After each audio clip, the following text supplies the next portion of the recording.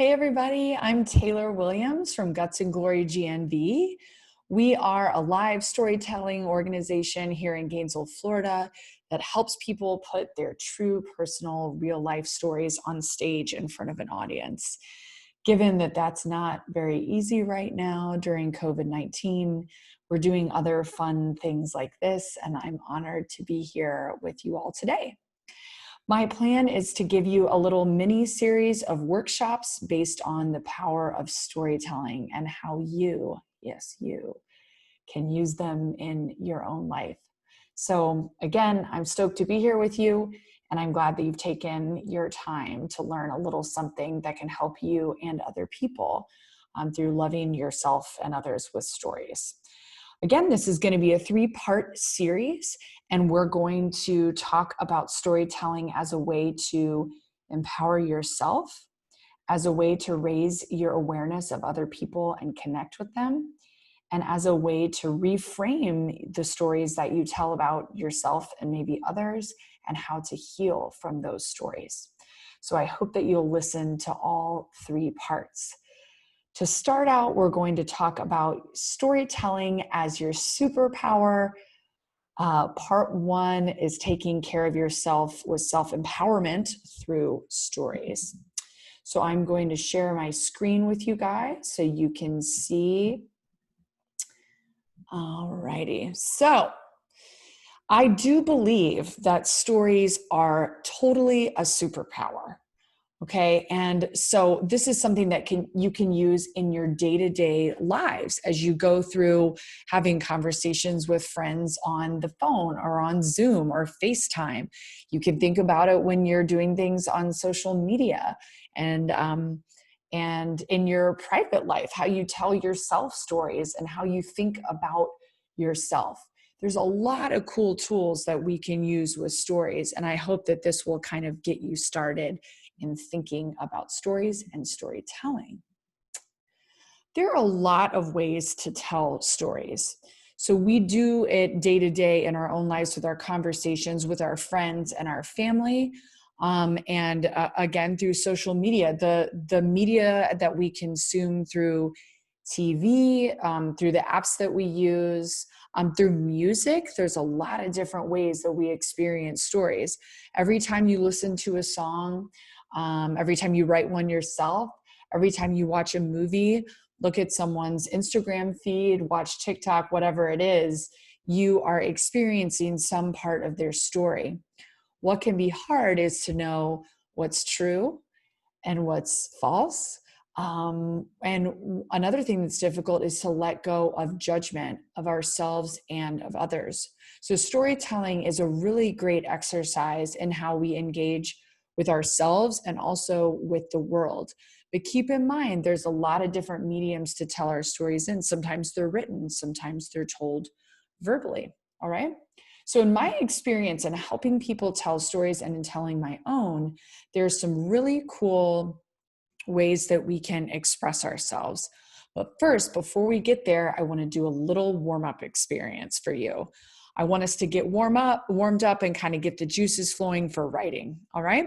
So what we're going to do is I want you to, after I give you these instructions, I want you to pause the video and time yourself, or have an adult in your space time you, whatever you want to do, for 3 to 5 minutes, however long you want to take. And I want you to make a list of all the people you've ever known in your whole life. This sounds very intimidating, but it has a purpose, okay? So pause this right now, make your list for 3 to 5 minutes, and I'll see you in a second.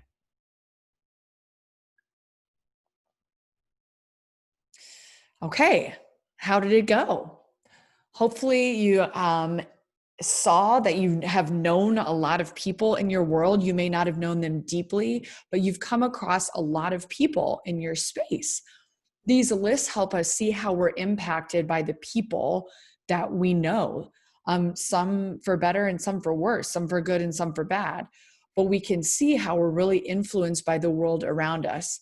It's really interesting to look at these lists and see what memories come up for us. Some of the people we may have not wanted to put on the list, that tells us something too. Who shows up at the top of your list and why? Was there any meaning in there? So you can really start to pull stories out of these warm-up lists that you do. You can also do this with other things like places you've been, songs you've loved, meals you've had, restaurants you've been to. I mean, you can really choose anything that you want and do that as a warm-up exercise for writing or telling stories. All right? Cool. So now that we're a little warmed up, let's get into the meat of what a story is. All right. I think this list, which I call the soul of a story, is something that can really help your writing and telling of stories. It helps you make it your own, and it makes it very authentic and real, but also something that other people can connect to. So one thing you might want to consider is, who are you in the story? Okay, so you're the main character of a personal story when you tell or write one. So who are you? Give the audience, whoever that might be, a little bit of an idea of who you are in the world. Okay, so this could be things about your personality, your likes and your dislikes, what your days typically look like, anything you want them to know. And then you want to consider something very important. What's the point of your story? What is the big idea that you want to get across to your audience? This helps share what's important to you and what the point of it is, why you even bother to share, right? Now, the third piece is probably the most important, except that I find that people tend to leave it out because it makes us feel a little bit vulnerable. If you don't know what vulnerable means, it means it makes us feel very open. We don't know how we're going to be judged. We don't know if we'll be understood. Will someone share this experience with us? And so vulnerability is actually more than okay. It's a really important trait and value to have in life, but it takes some practice sometimes. When we can talk about how we feel about things and the meaning that comes out of them, we become great communicators, and it also helps us connect with other people. It doesn't mean that you have to share everything. Some things are better left unsaid or private. Some things are TMI, too much information, if you're not sure what that stands for. But so you get to choose what makes you feel safe, but there's also power in sharing. So decide what's good for you to share. In the case of telling a story, always include how it made you feel.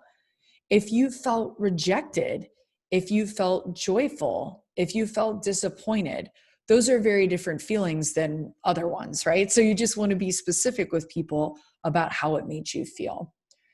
And lastly, you might want to consider communicating in your story, what's a universal lesson that everyone can take away from your story?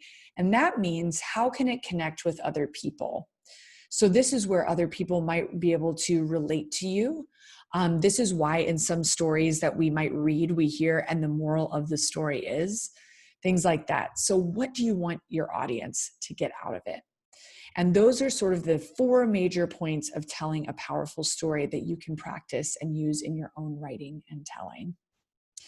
Remember that stories are authentic and they give meaning to our experiences, but they also connect us with the meaning in other people's experiences if we learn how to listen and become a part of their story by just listening to them and being there and being present. That's what we're going to talk about in part 2. So I'll see you back here in a little bit to check out part 2, which is storytelling as a superpower, connecting to others, and raising our social awareness. See you soon.